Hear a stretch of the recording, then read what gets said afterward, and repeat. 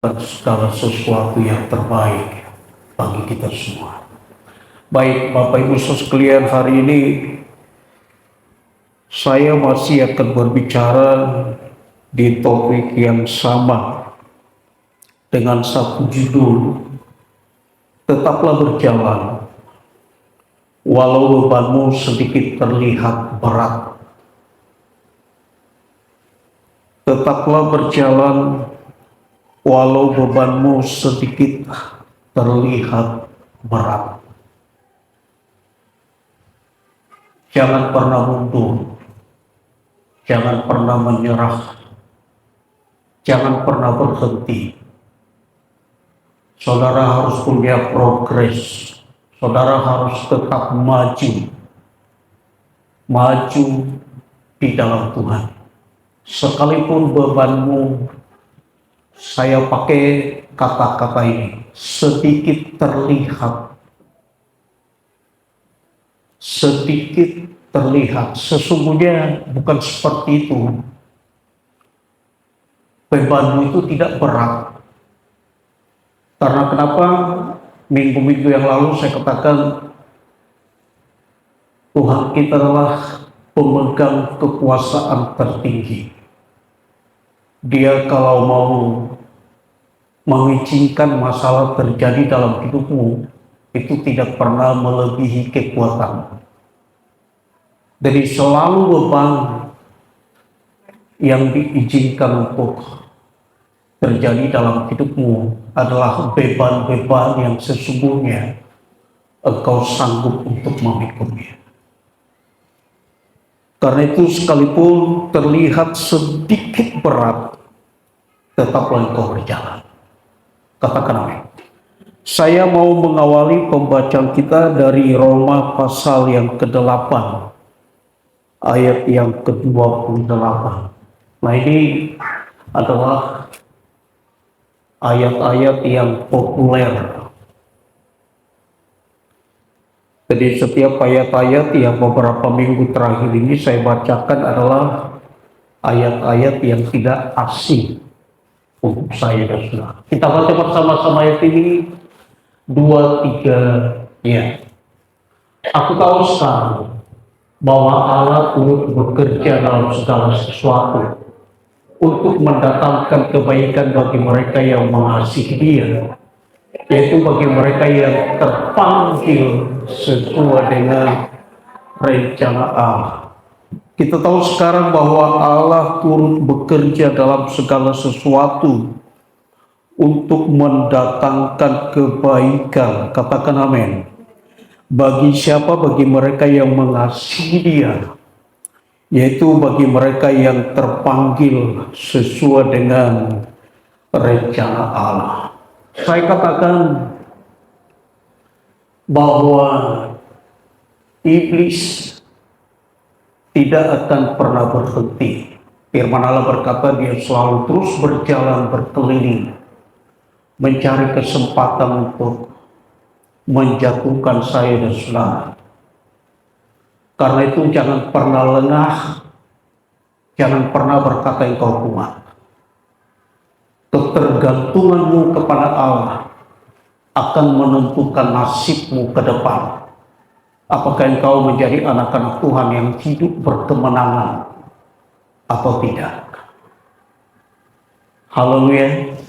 Setiap rancangan, setiap usaha-usaha yang dilancarkan oleh musuhmu, yaitu iblis, adalah untuk tujuan menghancurkan, membunuh, dan membinasakanmu.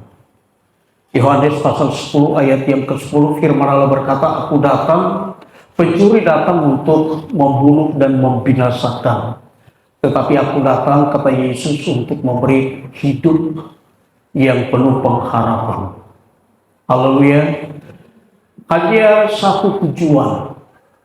Sekali lagi, hanya satu tujuan dari iblis. Kenapa dia selalu menggoda, kenapa dia selalu berusaha untuk menjatuhkan kita, yang pada akhirnya adalah agar kita semua tidak memiliki hidup. Haleluya.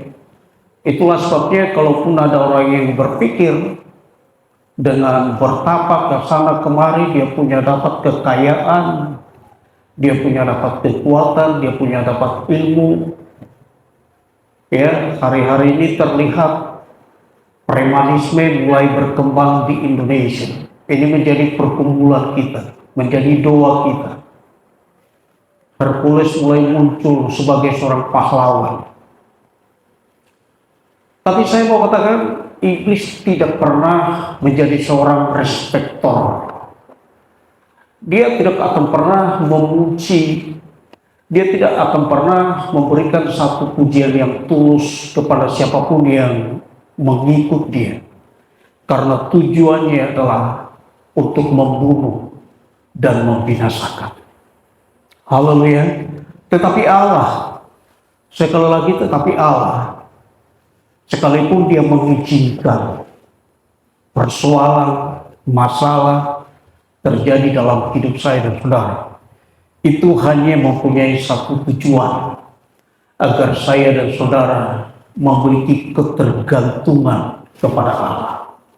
Ketika saya dan saudara sakit, sadar bahwa tidak ada yang dapat menyembuhkan, dokter juga bisa menyerah, dan kita bergantung kepada Tuhan, maka mujizat Tuhan akan terjadi.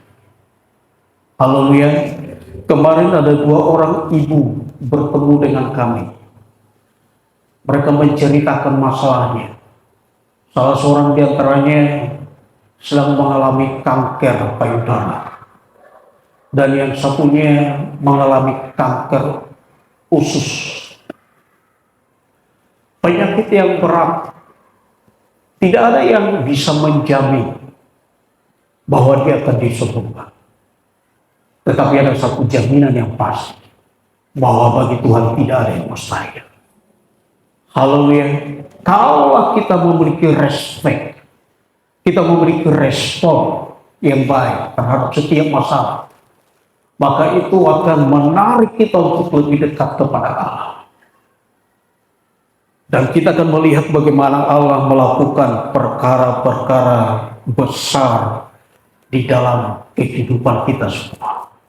Haleluya. Nah, hari ini kita akan melihat bagaimana kita bersikap dengan benar. Mari, bagaimana kita harus bersikap dengan benar ketika masalah itu datang. Ketika pencobaan itu sedang membelenggu hidupmu, bagaimana seharusnya sikapmu sebagai seorang yang percaya kepada Yesus, sebagai seorang yang mengandalkan Tuhan Yesus, sehingga saudara sekali lagi tidak menjadi orang yang gagal, tapi saudara menjadi orang yang hidup berkemenangan. Haleluya. Yang pertama kita baca dalam Yeremia pasal 29 ayat yang pertama. Kita harus memahami satu perkara ini. Kita baca bersama-sama 2, 3, ya. Beginilah Yeremia pasal 29 ayat yang ke-11 ya. Maaf.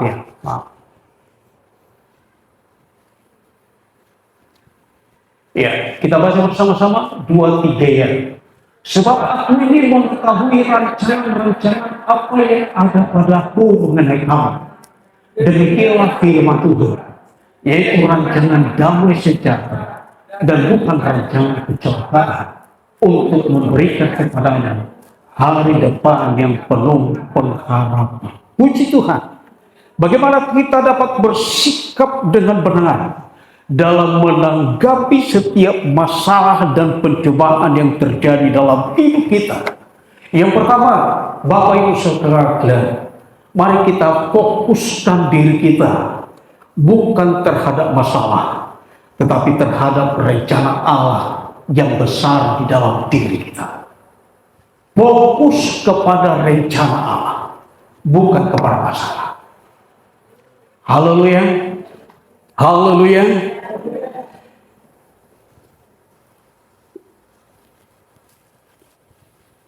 Sebab aku ini mengetahui rancangan-rancangan apa yang ada padaku mengenai kamu. Demikianlah firman Tuhan, yaitu rancangan damai sejahtera. Rancangan di mana saudara hidup memiliki kehidupan yang baik. Di mana saudara hidup memiliki kehidupan yang nyaman. Di mana saudara hidup memiliki kehidupan yang berkelimpahan. Itulah yang disebut dengan rancangan damai sejahtera. Dan itu adalah rancangan Allah di dalam diri saya dan saudara. Haleluya. Ketika Allah menciptakan langit dan bumi, dengar baik Bapak Ibu sekalian, firman Allah berkata, Allah hanya cukup dengan berfirman. Jadilah langit, langit pun jadi. Jadilah lautan, lautan pun jadi. Jadilah matahari, semuanya jadi. Hanya dengan berfirman. Tetapi ketika Allah akan menjadikan manusia itu, Allah tidak cukup hanya dengan berfirman. Tetapi apa? Allah membentuk manusia itu dari debu tanah. Katakan, tentunya ini membutuhkan waktu. Ini membutuhkan proses. Bapak Ibu sekalian. Itulah sebabnya dalam perjalanan hidup saya dan saudara, itu harus selalu membutuhkan waktu. Selalu membutuhkan proses. Dan ketika Allah mengizinkan pencobaan itu terjadi di dalam diri saya dan saudara, maka Allah akan memakai pencobaan itu sebagai bentuk proses di dalam diri saudara, sehingga saudara muncul sebagai pemenang. Haleluya. Berapa lama Allah menjadikan manusia itu? Tidak dicatat dalam firman Allah. Tetapi yang pasti, ketika Allah hendak menjadikan manusia itu, maka rancangan bagaimana kemudian saudara punya hidup, bagaimana kemudian saudara punya mata, bagaimana kalau saudara punya bentuk, itu sudah ada di dalam pikiran Allah. Haleluya. Itulah rancangan yang terbaik. Sebelum Allah menjadikan manusia itu, mereka berpikir kita akan menjadikan manusia. Semuanya sudah ada di dalam pikirannya. Akan dibuat dari debu yang bagaimana? Akan diambil dari debu yang ada di tempat yang mana? Itu sudah ada di dalam pikiran Allah. Lalu kemudian Allah mulai bekerja. Allah mulai memproses. Sampai pada akhirnya Adam jadi sesuai dengan gambar Allah. Haleluya. Haleluya. Ada rancangan Allah yang terbaik untuk diri saya dan saudara. Apakah kemudian saudara akan diproses dengan cara yang bagaimana? Itu tidak terlalu penting. Semua proses itu urusan Allah. Saudara tinggal menyerahkan diri saudara kepada Allah, dan saudara akan dijadikannya seperti yang Allah mau. Haleluya. Boleh berikan tepuk tangan bagi Tuhan Yesus. Pada suatu saat, ada seorang kakek yang sudah tua, yang memiliki satu kekayaan yang berlimpah. Dia pergi ke kota berjalan-jalan. Lalu tibalah dia di tempat satu toko penjual hasil-hasil karya manusia. Ketika dia masuk, dia coba melihat di sana ada guci, di sana ada bentuk-bentuk yang lain. Lalu tiba-tiba matanya tertuju kepada satu cangkir cantik yang dipajang di sana. Dia mendekatinya, dia memegangnya, dan dia tertarik dengan cangkir. Tiba-tiba si cangkir berbicara kepadanya. Kakek tua, tahukah engkau kenapa saya dijual begitu mahal? Tahukah engkau kenapa saya terlihat begitu cantik? Saya hanya terbuat dari tanah liat yang dipungut dari tempat yang tidak layak. Saya senang ketika aku diangkatnya, dibawa ke rumahnya. Tapi saya sempat menangis ketika orang yang sudah membawa mulai membanting-bantingkan diriku. Saya mulai dipukul, saya dikasih air, saya diledekkan. Dan ketika pemilik toko itu berhenti, dia berpikir, puji Tuhan, sudah selesailah penderitaanku. Tetapi tidak lama kemudian, pemilik toko itu mengambilnya. Lalu dia dibakar, Bapak Ibu. Dibakar, sebelum dia dibentuk, dibakar. Agar semua pasir-pasir yang ada di dalamnya meleleh. Setelah dia dibakar, dikasih air lagi. Diputar-putar lagi. Dan lain sebagainya. Ada begitu banyak proses. Sehingga hari ini kalau saya ada di sini, saya dipajak, saya dijual dengan begitu mahal. Itu karena sudah melalui proses yang begitu banyak. Dan si kakak itu, dia tidak merasa rugi membayar tanah liat itu dengan harga yang cukup mahal. Sebab tanah liat itu bukan sembarang tanah liat. Tanah liat itu adalah tanah yang sudah melalui proses sampai terbentuk menjadi cangkir yang indah dan menarik. Begitu kehidupan kita, Bapak Ibu Saudara sekalian. Saudara jangan mudah untuk menyerah. Saya selalu katakan di dunia ini tidak ada yang gratis. Semua harus bayar harga. Menjadi seorang hamba Tuhan pun harus bayar harga. Menjadi seorang anak Tuhan pun harus bayar harga.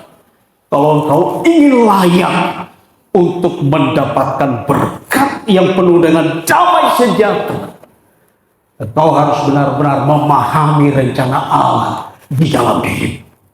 Haleluya. Sebab apa yang menjadi rencana Allah di dalam diri kita, itulah yang menjadi tujuan hidup kita. Kalau saudara tidak memahami rencana Allah yang akan dinyatakan di dalam hidupmu, engkau hanya akan hidup dan engkau tidak memiliki tujuan yang pasti.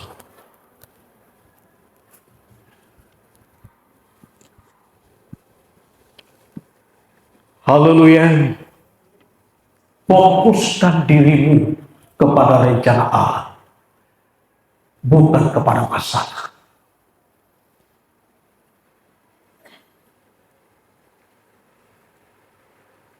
Haleluya. Fokuskan dirimu kepada Allah, bukan kepada penyakit. Kalau saya fokuskan diri saya kepada penyakit saya akan memilih tidur hari ini. Tapi tidak, saya memfokuskan diri saya kepada rencana.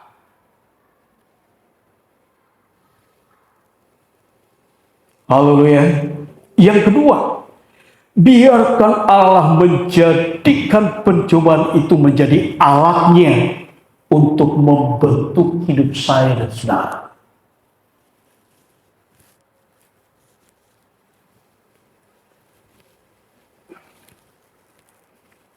Haleluya.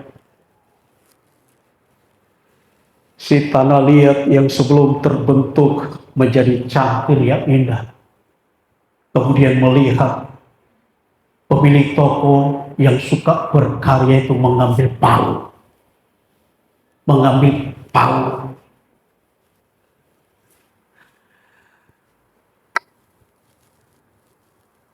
Adalah satu kegagalan baginya kalau dia berteriak, jangan. Tapi dia menyerahkan dirinya ketika dia harus mengalami pukulan-pukulan yang hebat pun. Dia mulai berpikir, ini adalah alat Tuanku ini untuk membentuk aku menjadi satu barang yang berharga. Haleluya. Coba kita baca 1 Tesalonika pasal 5 ayat yang ke-18. Biarkan Allah menjadikan pencobaan itu menjadi alatnya Tuhan untuk membentuk hidup saudara. Kita perhatikan ayat ini. Kita baca bersama-sama. 2, 3, ya. Mengucap syukurlah dalam segala hal, sebab itulah yang dikehendaki Allah di dalam Kristus Yesus bagi kamu. Katakan, mengucap syukurlah dalam segala hal. Saudara, saya ingin menjelaskan sedikit tentang ayat ini. Dia tidak berbicara seperti ini. Mengucap syukurlah atas segala hal. Itu berbeda. Mengucap syukurlah atas penyakitmu. Siapa yang bisa mengucap syukur atas penyakitnya?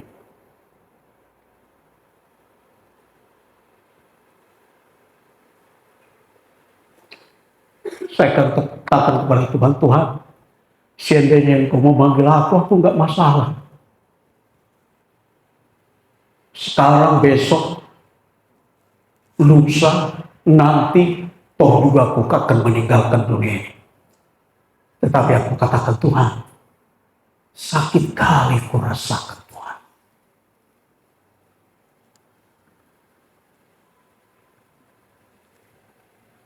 Jadi ayat firman Allah ini tidak berkata mengucap syukurlah atas segala hal.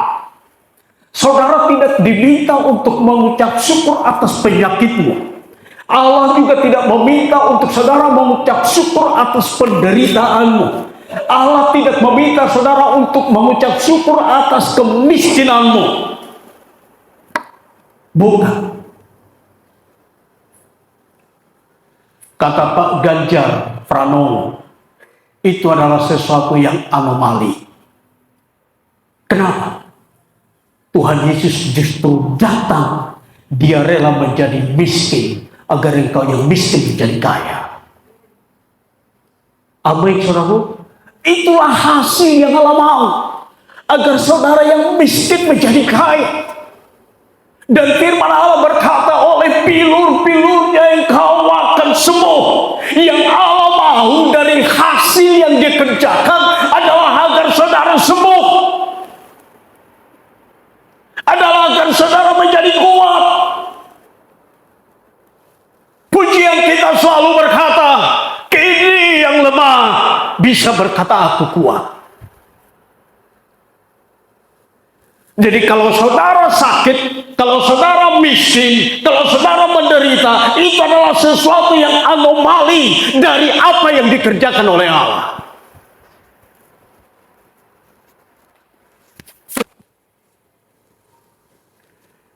Firman Allah berkata, mengucap syukurlah dalam. Artinya ketika engkau menderita, engkau harus belajar mengucap syukur. Kenapa? Karena engkau harus dapat melihat penderitaanmu itu menjadi alatnya Tuhan untuk membentuk engkau menjadi orang yang kuat. Haleluya. Penyakitmu itu diizinkan oleh Tuhan untuk membentuk engkau menjadi anak Tuhan yang sungguh-sungguh. Inilah hasil yang akan dikerjakan. Dengan engkau dicobai, engkau terbentuk menjadi anak Tuhan yang kuat. Engkau terbentuk menjadi anak Tuhan yang bersandar sepenuhnya kepada Tuhan. Haleluya. Dari kata mengucap syukur dalam segala hal, engkau harus memiliki kemampuan untuk melihat, oh, penderitaan ini hanya sebuah alat Tuhan. Tidak lama kok. Tidak lama.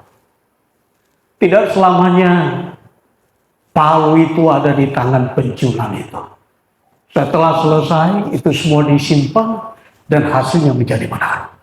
Sampai kemudian saya dan saudara terbentuk segambar dan serupa dengan Allah.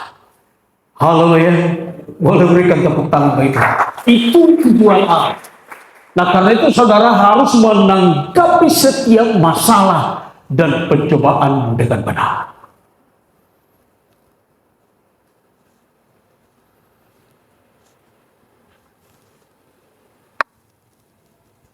Istri Ayub dia mengeluh. Ini tidak tepat. Tapi Ayub dapat melihatnya. Bahwa ini hanya alat Tuhan. Untuk aku dapat membuktikan. Kalau aku memiliki iman seperti emas.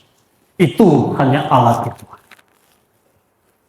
Sahabat-sahabat Ayub memaksa Ayub untuk mengaku kalau dia salah. Agar Allah mengampuninya. Sudah berulang kali Ayub menjelaskan, aku tidak salah kok. Aku tidak pernah berbohong. Aku tidak pernah merampas hak-hak orang miskin.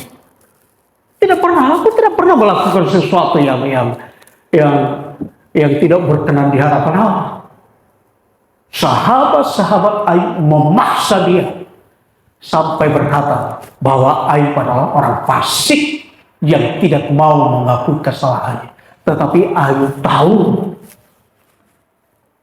kalau pencobaan ini datang, ini hanya alat Tuhan untuk mempertontonkan kepada iblis bahwa di dunia ini ada seorang anak Tuhan yang saleh, jujur, baik, dan kuat seperti baja.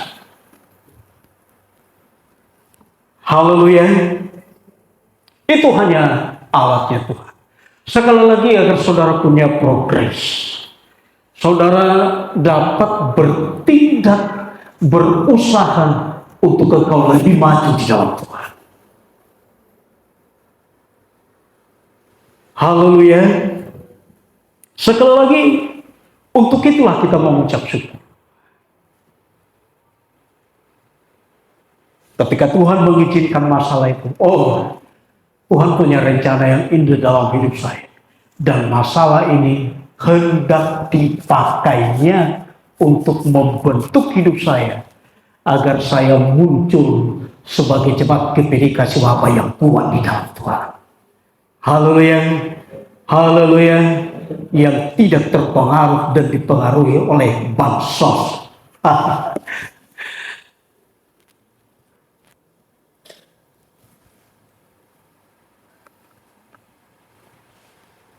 Saya akan menunjukkan kepada saudara satu ayat lagi yang mungkin saudara tidak dapat memahaminya. Dalam Filipi pasal 4 ayat yang keempat.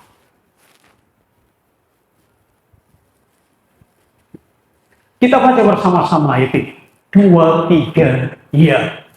Bersukacitalah senantiasa dalam Tuhan. Sekali lagi kukatakan, bersukacitalah. Haleluya.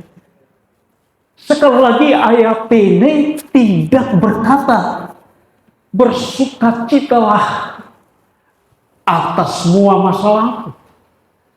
Bagaimana saudara bersukacita kalau saudara sedang sakit? Bekel Yehosahotik, bekel Sofik, ilmu tes manisona, bebelima, bekel belimu, alat ngacita. Ya kan? Alang baju bubur tahu iya kuba non pakai kecap manis, pakai gula merah, gula aren, dan gula merah, gula aren, enak ini. Tadi homai.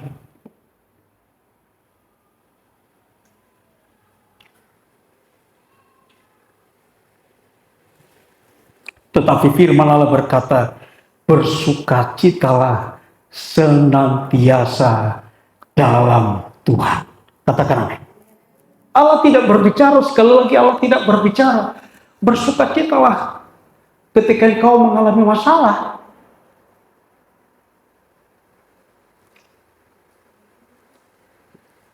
Bersukacitalah ketika engkau sakit. Bukan itu maksudnya Bapak. Jadi bukan kata-kata harafiahnya. Bukan. Ini berbicara tentang apa namanya? Ketika berbicara seperti ini, bersukacitalah senantiasa di dalam Tuhan. Ini berbicara tentang masokisme. Masokisme itu karena sesuatu yang dihasilkan oleh pencobaan itu. Itu yang akan membuat kita bersukacita. Jadi kalau saudara tidak sampai ke sana, saudara tidak bisa bersukacita. Saudara hanya akan menyanyikan satu lagu yang tenang. Tangis doa Dina Buni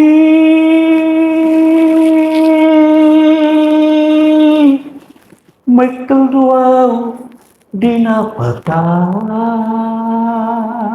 Saudara hanya sedang menutup-nutupi masalahmu. Ya, saudara hanya sedang menutup-nutupi masalahnya. Dan ini memang menjadi satu slogan untuk orang Batak. Jadi bapak saya dulu seperti ini, karena saya punya banyak, dari dulu saya punya banyak teman-teman. Bebas semua ke dapur. Kalau teman-teman saya sudah berpelangan, bapak saya tarik saya. Lain kali, teman-temanmu nggak bisa sampai ke dapur. Aura rahasia di sol. Anu dengan dong garam, sampai di botol nasi dong garam. Dan boy, layani dia di depan. Nah, kalau di pastorikan kita nggak buat seperti itu. Saudara bebas ke dapur. Biar saudara tidak ada garam, saudara bisa membeli garam bawa ke pastor. Saudara bebas ke dapur. Kulkas tidak punya kunci. Jadi kalau saudara sudah lihat buka, kolak plastik di sini kulkas on. Saudara bisa bawa buah, masukkan ke kulkas. Itu sedang menutup-nutupi. Dari apa yang dimaksudkan oleh firman Allah, itu berbicara tentang masokisme, yang artinya bersukacitalah karena sesuatu yang dihasilkan oleh penderitaan itu. Ada sesuatu yang dihasilkan. Apa yang dihasilkan Bapak Ibu? Lihat, tidak peduli Daniel akan dimasukkan ke gua Sihat. Tidak perlu. Dia tidak menjerit dengan itu. Dia hanya memohon satu hal. Allah sertai aku. Itu yang paling penting. Dan ketika Daniel dimasukkan ke dalam gua singa, lihatlah, bukan hanya Daniel yang bersukacita, Raja Darius pun yang ada pada waktu itu, yang telah menjatuhkan hukuman hanya karena fitnah dari orang-orang di istana kerajaan itu, ikut bersukacita dan berkata, sungguh Allah Daniel adalah Allah yang layak untuk disembah. Haleluya. Itu yang membuat seseorang patut bersukacita. Sesuatu yang dihasilkan oleh pencobaan itu. Haleluya. Lihatlah bagaimana Sadrak, Mesak, dan Abednego. Mereka juga tidak peduli kalau mereka akan dimasukkan ke dalam perapian yang menyala-nyala. Raja Nebukadnezar berikan tawaran. Seandainya engkau mau berubah pikiran, engkau mau melewati masalah ini, engkau mau terhindar dari masalah ini, engkau mau menyembah patung buatan tanganku, engkau tidak akan dimasukkan ke dalam perapian yang menyala-nyala itu. Tetapi Sadrak, Mesak, dan Abednego berkata, Raja, seandainya Allah yang kami sembah sanggup untuk menolong kami, maka Allah kami akan menolong kami. Tapi seandainya Allah kami tidak akan menolong kami, kami akan tetap berjalan dan setia kepada-Nya. Haleluya. Haleluya. Saya tidak tahu pikiran apa yang sedang bergejolak di dalam pikiran mereka. Ketika kemudian Algojo mengikat kaki dan tangan mereka untuk siap dilemparkan ke dalam perapian yang menyala-nyala. Tetapi lihat, ketika mereka dilemparkan ke dalam perapian yang menyala-nyala ini, hasil yang dikerjakan oleh pencobaan itu adalah mereka bisa berjalan-jalan tanpa terbakar setitik pun. Haleluya. Mereka dikeluarkan dari perapian yang menyala-nyala itu, dan Nebukadnezar pun ikut bersuka cita. Bapak Ibu Saudara sekalian, ini yang disebut dengan masokisme, sesuatu yang dikasihkan oleh segala sesuatu. Karena itu mengucap syukur dan bersuka citalah di dalamnya. Haleluya. Tidak peduli seberapa berat penyakit yang kualami, yang penting Tuhan Yesus selalu menyertai saya, itu sudah jauh lebih dari cukup. Tidak peduli masalah dan persoalan yang saudara hadapi, tidak peduli saudara akan dimasukkan ke dalam perapian yang menyala-nyala. Hanya satu hal yang penting harus saudara tahu, ada Allah bersama-sama dengan saudara. Itu sudah jauh lebih cukup. Haleluya. Lihatlah Bapak Ibu Saudara sekalian, ketika kemudian Tuhan Yesus dia ditangkap, dia mulai diadili. Dalam pengadilannya tidak memerlukan saksi. Apapun yang akan dibicarakan dan diutarakan oleh Tuhan Yesus, Yesus juga tahu bahwa orang-orang yang berada pada waktu itu pasti akan menolaknya. Karenanya Tuhan Yesus memilih untuk diam. Yesus sedang mengalami satu pencobaan yang berat. Saudara tahu apa yang terjadi? Murid-muridnya mulai menangis. Murid-muridnya mulai kocar kacir. Ada yang kemudian meninggalkannya. Ada yang kemudian menyangkalnya. Bermacam sikap ketika menghadapi pencobaan. Tetapi lihat, dengan apa yang dihasilkan oleh pencobaan yang dialami oleh Tuhan Yesus, di mana dia bangkit, dia naik ke surga dan duduk di sebelah kanan Allah Bapa untuk menyediakan tempat bagi saya dan saudara. Dia memerintah atas segala bangsa. Dia bekerja tetap untuk selama-lamanya, hari ini, besok, dan sampai selama-lamanya. Dia akan menyertai saya dan saudara. Ini sesuatu yang dihasilkan oleh pencobaan itu, yang membuat Yesus tidak pernah mau mundur sedikit pun. Haleluya. Saudara harus memiliki kemampuan untuk itu. Dan di sanalah saudara belajar untuk bersuka cita. Apa yang akan dihasilkan dengan pencobaan? Apa yang akan dihasilkannya? Ketika saudara bisa menangkapnya, bersuka cita engkau. Haleluya. Tuhan Yesus tidak akan pernah meninggalkan saya dan saudara. Katakan amin. Saya akan akhiri pembacaan ayat firman Tuhan dalam Ibrani pasal yang ke-12. Ayat yang kedua.